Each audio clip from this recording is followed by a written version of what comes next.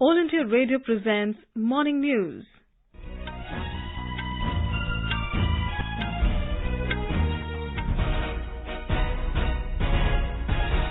Good morning, I am Saira Mujtaba and with me is Subhadra Ramachandran. The headlines. Government says it is always open for discussions on farmers' welfare. Fourth round of talks with the farmers' representatives to be held tomorrow. GST collections over 1 lakh crore for the second consecutive month. November collections 1.4% higher than the corresponding period last year. Country's energy transition roadmap to drive self-reliance and create large-scale employment, says Petroleum Minister Dharmendra Pradhan. Health Ministry says COVID-19 deaths per million population in India amongst the lowest in the world. And in cricket, India to take on Australia in the third ODI in Canberra today.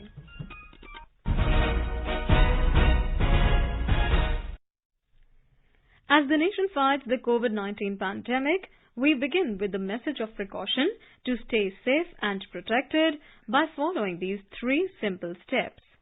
Wear a face mask, maintain 2 gaz ki duri for social distancing, and focus on hand and face hygiene. And now the news in detail. Agriculture Minister Narendra Singh Tomar has said that the central government is always committed to protecting the interests of farmers and is always open for discussions for farmers' welfare. Along with the Agriculture Minister, Commerce Minister Piyush Goyal and Minister of State for Commerce Som Prakash yesterday met with the representatives of farmers' organizations from Punjab in New Delhi. The Agriculture Minister reiterated the fact to the representatives of the farmers' unions that the farming communities throughout the nation will be benefited immensely from the agricultural reforms. During the talks that were held in a cordial atmosphere, various issues related to Farm Reform Acts were discussed at length. The Agriculture Minister proposed to constitute an expert committee to put forth the issues of farmers. But the representatives of the Farmers' Union suggested that all the representatives will attend further round of discussions with the government to resolve the matter amicably. During the interaction, it was suggested by the government to the representatives of Farmers' Union to identify the specific issues related to Farm Reform Acts to be discussed during the 4th round of meeting to be held tomorrow. Talking to reporters after the meeting in New Delhi, Mr. Tomar said that the government has appealed to the farmers to suspend the protest and come for talks. He said that the 4th round of talks will be held on Thursday. वार्ता का चौथा चरण शुरू होगा और तक ये लोग भी इशू अपने लेकर आएंगे और उन पर जिंदवार फिर चर्चा की जाएगी। सामान्य तौर पर हम सब लोग चाहते थे कि एक छोटा ग्रुप बने, लेकिन सभी यूनियंस का कहना यह था कि सब लोग एक साथ मिलकर बात करेंगे, तो सरकार को सबसे मिलकर बात करने में भी कोई आपत्ति नहीं। स्वाभाविक रूप से हम तो किसान भाइयों को आग्रह करते ही हैं कि वो आंदोलन स्थगित करें और वार्ता के लिए आएं, लेकिन ये फैसला करना किसान यूनियन पर और किसानों पर निर्भर है। The government has brought Farm Reform Acts with an aim to transform agriculture sector in the country and enhancing farmers' income. These acts include Farmers Produce Trade and Commerce Promotion and Facilitation Act 2020, the Farmers Empowerment and Protection Agreement on Price Assurance and Farm Services Act 2020. Here is more from our correspondent. The Farmers Produce Trade and Commerce Promotion and Facilitation Act 2020 creates an ecosystem where the farmers and traders will enjoy freedom of choice of sale and purchase of agri-produce. It will also promote barrier-free interstate and intra-state trade and commerce outside the physical premises of markets notified under state agricultural produce marketing legislations. The Act does not intrude into premises under the APMC Act and the same may continue into the state. The Farmers Empowerment and Protection Agreement on Price Assurance and Farm Services Act 2020 will empower farmers for engaging with processors, wholesalers, aggregators, large retailers, exporters on a level playing field without any fear of exploitation. It will reduce cost of marketing and improve income of farmers. With Anand Kumar and Suparna Sekia, Tripti Srivastav, AIR News, Delhi. India has said that the comments made by Canadian leaders relating to farmers in India are unwarranted, especially when pertaining to the internal affairs of a democratic country. In response to a media query, External Affairs Ministry spokesperson Anurag Srivastav termed the comments as ill-informed. He said it is best that diplomatic conversations are not misrepresented for political purposes. Finance Ministry has said that revenue from the Goods and Services Tax (GST) exceeded 1 lakh crore rupees for the second consecutive month. The collection of 1,04,963 crore rupees in November, a 1.4% year-on-year growth, and also registering a third straight month of growth, indicates that economic activity in the country is returning to normal after disruptions caused by the ongoing coronavirus pandemic and restrictions imposed to fight it. Out of the gross GST revenue collected, CGST is 19,189 crore rupees, SGST is 25,540 crore rupees, IGST is 51,992 crore rupees, and cess is 8,242 crore rupees. The ministry said the total number of GSTR 3B returns filed for the month of November is 82 lakhs. In line with the recent trend of recovery in the GST revenues, the revenues for the month of November are 1.4% higher than the GST revenues in the same month last year. Finance Ministry said the total revenue earned by central government and the state governments after regular settlement in the month of November this year is 41,482 crore for CGST and 41,826 crore for SGST. Talking to AIR News, economist Naveen Gupta said, GST collection for November 20 has announced at 1.04 lakh crores as against the GST collection which was 1.03 lakh crore in November 19. It's a positive development. Foreign exchange reserves which is at all-time high at $568.50 billion, which is first line of defense. And as against that, we see that the data that has been released for the second quarter where manufacturing during the month of July to September has come in positive terrain. It is 0.6%. Agriculture sector is positive at 3.4%, and construction sector has shown a phenomenal rise where the growth, which was degrowth by to the extent of minus 50%, it has been restricted to 8.6% reduction. That shows that all these are big employment generators. So there has been phenomenal growth. So these sectors have started to provide new employment. The Indian growth story continues to expand, and it is demonstrated by the trends in FPI, FDI and corporate bond market flows. The trends indicate and underline the beliefs of investors in the strength and resilience of the Indian economy. The Ministry of Finance in a statement said that the last 2 months, that is October and November 2020, have witnessed a significant resurgence in foreign portfolio investment or FPI inflows. It was driven primarily by equity inflows, resulting in the highest ever FPI inflows for a month for India. As on 28th of November, FPI inflows stood at 62,782 crore rupees. Of this, equity inflows amounted to 60,358 crore rupees, while FPI net investment in debt and hybrid was to the tune of 2,424 crore rupees. The ministry said total foreign direct investments or FDI inflows into India during the second quarter from July to September have been $28,102 million, out of which FDI equity inflows were $23,441 million. The ministry said FDI equity inflows have touched over $30,000 million up to September in 2020-21, which is 15% more than the corresponding period of 2019-20. Commerce and Industry Minister Piyush Goyal will chair a meeting of the Board of Trade or BOT through video conferencing today. The discussions will focus on the new Foreign Trade Policy FTP 2021 to 2026 and the strategies and measures to be taken in order to take forward domestic manufacturing and exports. The Board of Trade will take an overview of the export and import performance, investment promotion strategy for Atmanirbhar Bharat. The board platform provides an opportunity to have regular discussions and consultations with trade and industry and advise the government on policy measures related to FTP in order to achieve the objective of boosting India's trade. It also provides a platform to state governments and UTs to articulate their perspective on trade policy. Petroleum and Natural Gas Minister Dharmendra Pradhan has said that country's energy transition roadmap will drive self-reliance and create large-scale employment.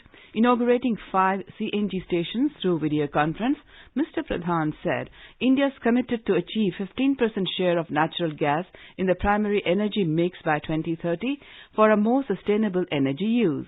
He said this will help reduce environmental pollution, fulfill commitment to COP21 climate change commitments. You are listening to the morning news on All India Radio. A reminder of the news headlines before we move on. Government says it is always open for discussions on farmers' welfare.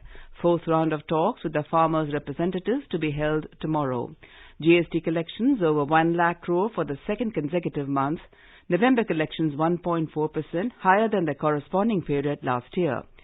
Country's energy transition roadmap to drive self-reliance and create large-scale employment, says Petroleum Minister Dharmendra Pradhan. Health Ministry says COVID-19 deaths per million population in India amongst the lowest in the world. And in cricket, India to take on Australia in the 3rd ODI in Canberra today. For quick news updates round the clock, follow us on our Twitter handle @AIR News Alerts.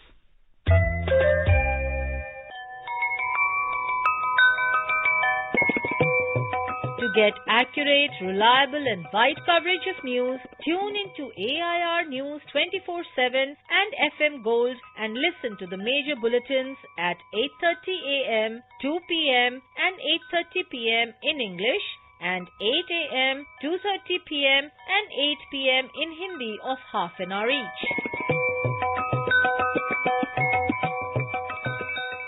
चलो मिलकर एक शुरुआत करें, चलो एक फैसला आज करें, मास्क नहीं तो टोकेंगे, कोरोना को रोकेंगे, चलो एक इरादा करते हैं, चलो कुछ वादा करते हैं, मास्क नहीं तो टोकेंगे, कोरोना को रोकेंगे.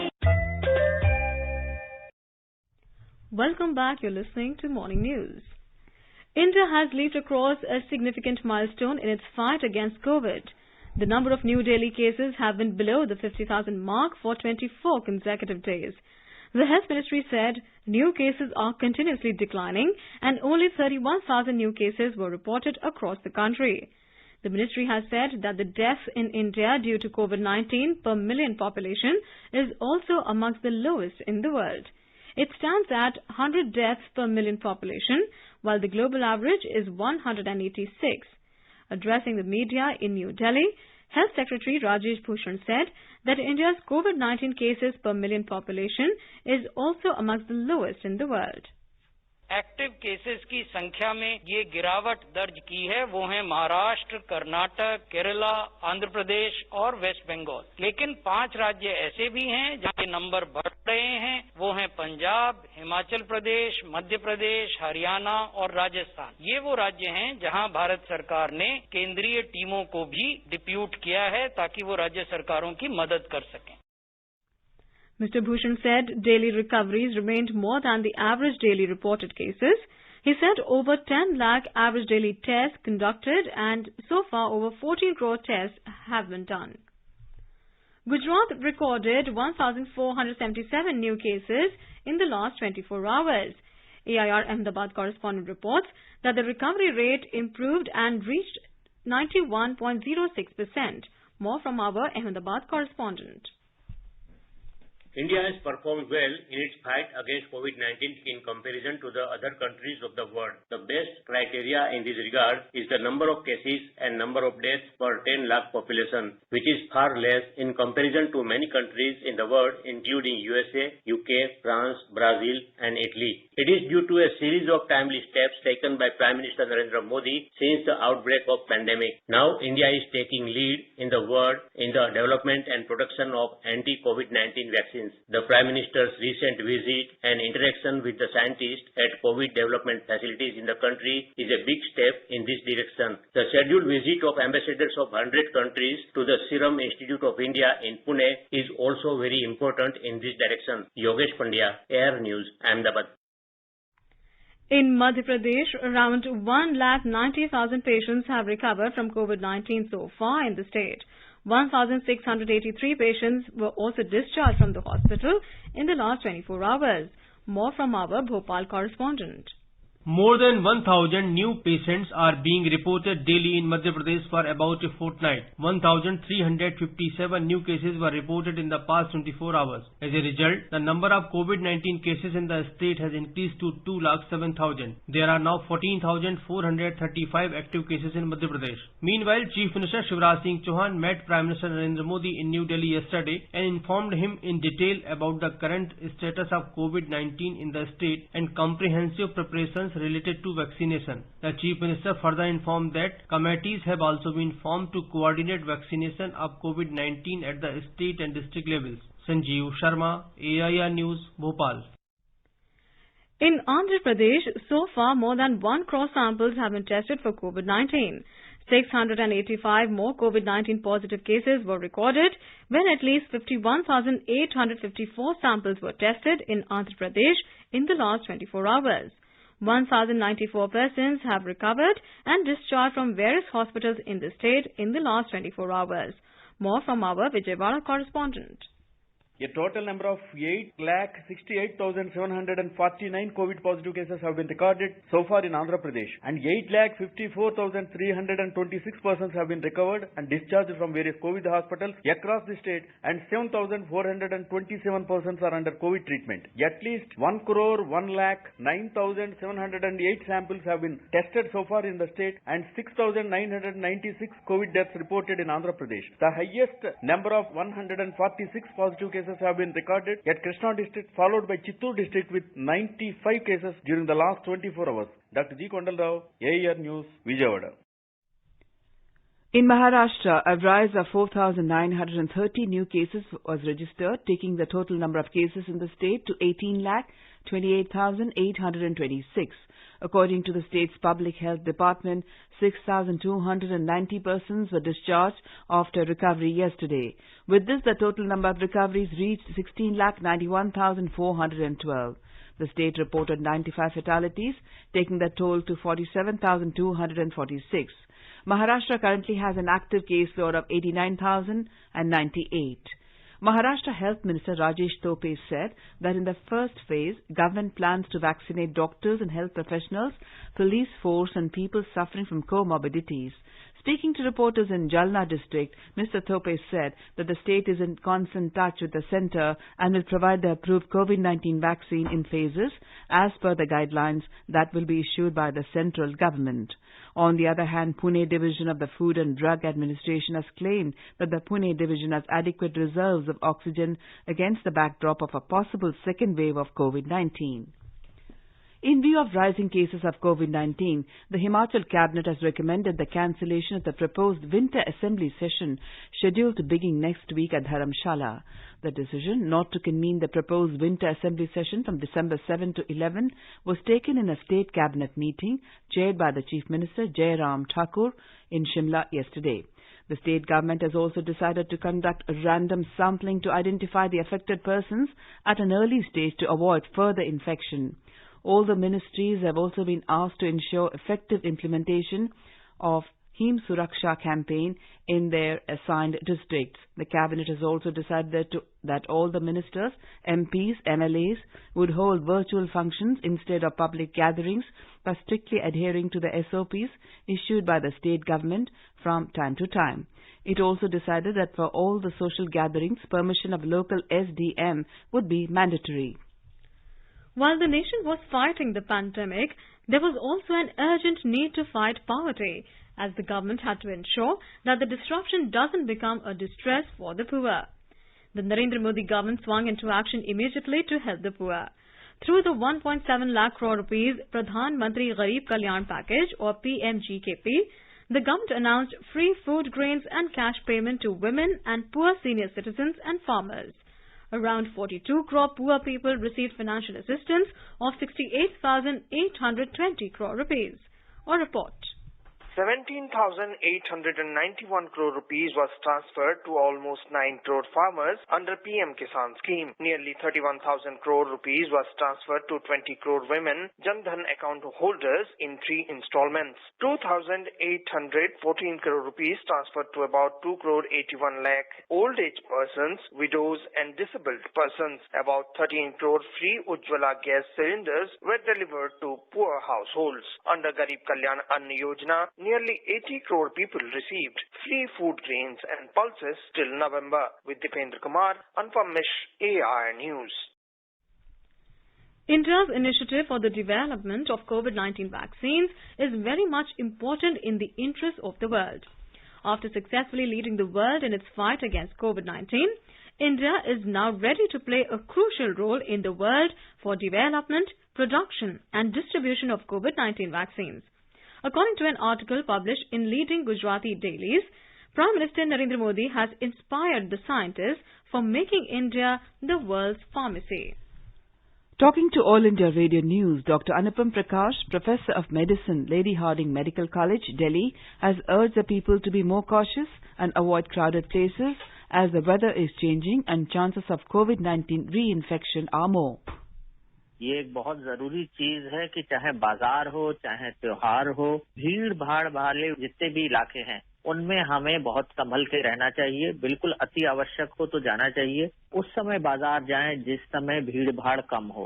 3 चीजें बहुत इम्पोर्टेंट है. एक चीज की थोड़ा सा हमें रीइंफेक्शन होने के चांसेस हो रहे हैं. दूसरा, वैक्सीनेशन आने की संभावना बहुत ज्यादा है. और तीसरा, ठंड में की दिक्कत होने की संभावना ज्यादा रहती है. तो हमें बहुत बच करके रहना है. बाजारों से तो बहुत दूर रहें जब तक कि बहुत अति आवश्यक ना हो. The Greater Hyderabad Municipal Corporation polling was incident-free and a total of 45.7% of over 74 lakh electors exercised their franchise. The State Election Commission announced this last evening. The Commission ordered for repolling tomorrow in the old Malakpet division following printing mistakes appearing on the ballot paper. Total 1,122 candidates are in the fray for the 150 division civic body of Hyderabad Corporation. The counting of votes will take place on Friday. This time, the post of the mayor of the city is reserved for women candidates in the general category. The Madras High Court yesterday granted interim stay against the clearing of arrear papers of college students by 2 universities in Tamil Nadu without holding the tests on the grounds of COVID-19 restrictions. The court, while hearing the cases filed against the results by the universities, asked how such a decision could be taken in contravention of the UGC norms. The court asked why tests were not held either online or offline. The Tamil Nadu government and the universities concerned have been asked to submit their reply to the petitions. The cyclonic storm Burevi over the southwest Bay of Bengal is expected to cross the coast near Trincomalee in Sri Lanka this evening or tonight. The latest weather bulletin by the Met Department says it is expected to cross the shores again in southern Tamil Nadu between Kanyakumari and Pamban by early morning on 4th of December. The weather system is currently found moving northwestwards at a speed of 12 kilometers an hour. It lies centered at about 300 kilometers east-southeast of Trincomalee in Sri Lanka, 530 kilometers from Pamban near Rameshwaram and 700 kilometers east of Kanyakumari. Kanyakumari, Tirunelveli, Thoothukudi, Tenkasi, Ramanathapuram and Sivagangai districts are expected to get heavy to very heavy rainfall at few places and extremely heavy rainfall at isolated places from today and tomorrow. Fishermen have been asked not to venture into the sea during this period. More from our correspondent. Senior officials have been delegated to 8 southern districts that are expected to bear the impact of the cyclone to effectively coordinate rescue and relief efforts. The National Disaster Response Force NDRF has deployed 2 teams each to Kanyakumari, Thoothukudi and Madurai and 3 teams to Tirunelveli to help the civilian administrations whenever required. Relief camps have been established by the district administrations concerned to accommodate people living in vulnerable areas. The State Chief Minister Edappadi Palaniswamy reviewed the situation with the district collectors yesterday through video conferencing. Jai Singh, AIR News, Chennai. In Pakistan, opposition parties are mounting pressure on the Imran Khan's government to resign, and the message struck a chord with the masses in a country now suffering double-digit inflation and negative economic growth. Pakistan Democratic Movement, PDM, formed last month by 9 major opposition parties, is organizing nationwide agitations against the government. Maryam Nawaz, the daughter of political heir of the former 3-time Premier Nawaz Sharif, said in one of the rallies that the government has snatched jobs from people and the Pakistan Prime Minister has snatched 2-time-a-day food from the people. Earlier in the early hours of Monday, police had arrested Maryam's husband, Muhammad Safdar, following complaints from Khan's Pakistan Tehreek-e-Insaf party. During a rally held on Sunday, Maryam had shared the platform with Bilawal Bhutto Zardari, whose late mother Benazir Bhutto was also Prime Minister of Pakistan twice. Zardari, whose Pakistan People's Party governs the southern city of Karachi, said Pakistani farmers have hunger in their homes and the youth is disappointed. Last Friday, the opposition held a mass rally in Gujranwala, a city in the eastern province of Punjab, a stronghold for Sharif's Pakistan Muslim League. Addressing the rally via video link from London, Nawaz Sharif, the former Prime Minister, accused Army Chief General Qamar Javed Bajwa of rigging the 2018 elections and orchestrating his ouster in 2017, saying the corruption charges brought against him were concocted. Under Imran Khan, Pakistan has experienced mounting censorship of the media and a crackdown on dissent, critics and opposition. But the campaign against him sought to tap into discontent over his handling of the economy, which was tanking even before the global coronavirus pandemic struck. The third ODI between India and Australia is underway at Manuka Oval in Canberra. India has won the toss and elected to bat. The hosts have already clinched the ODI series, taking an unassailable 2-0 lead of the 3-match series against India.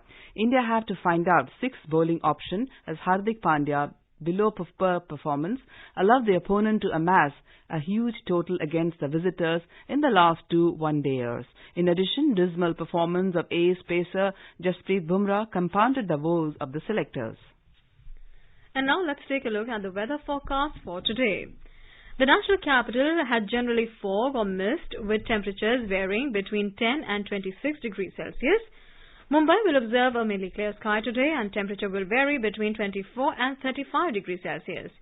Chennai will have generally cloudy sky with moderate rain. The temperature will hover between 22 and 30 degrees Celsius.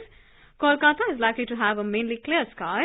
The city observed a minimum temperature of 16 degrees Celsius and is likely to experience a maximum temperature of 29 degrees Celsius. On to the north, Jammu witnessed a minimum temperature of 10 degrees Celsius while maximum will be around 24 degrees. The city will have a mostly clear sky.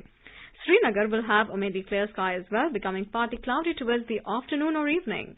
Temperature will hover between -2 degrees Celsius and 14 degrees. In Leh, there will be mainly clear sky, becoming partly cloudy towards the afternoon or evening. The minimum temperature was -9 degrees Celsius, while maximum will be around 5 degrees Celsius. Gilgit will have a mainly clear sky, becoming partly cloudy towards the afternoon or evening, between -2 and 12 degrees Celsius, while Muzaffarabad will have a mainly clear sky. Temperature will hover between 4 and 20 degrees Celsius. And now an overview of today's newspapers.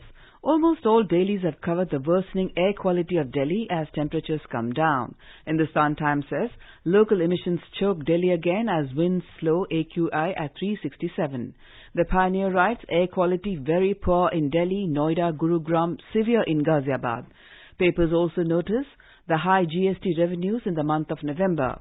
The Hindu report, GST inflows top 1 lakh crore for second month in a row. The Hindu business line headlines, economy on its feet but not out of woods, adding key indicators, look up on festival season buying and release of pent-up demand. Hindustan Times quotes a report by the Organization for Economic Cooperation and Development, green shoots in world economy but challenges remain. And finally, the Hindu writes that the New Delhi Municipal Council launched a campaign under which people can get masks in exchange of plastic waste at a collection centre in Connaught Place. The paper says, get masks in return for plastic waste. And now, before we end the bulletin, the headlines once again. Government says it is always open for discussions on farmers' welfare. 4th round of talks with farmers' representatives to be held tomorrow. GST collections over 1 lakh crore for the second consecutive month. November collections 1.4% higher than the corresponding period last year. Country's energy transition roadmap to drive self-reliance and create large-scale employment, says Petroleum Minister Dharmendra Pradhan. Health Ministry says COVID-19 deaths per million population in India amongst the lowest in the world. And in cricket, India wins the toss and elects to bat against Australia in the third ODI in Canberra. And with that, we end the morning news. Have a great day.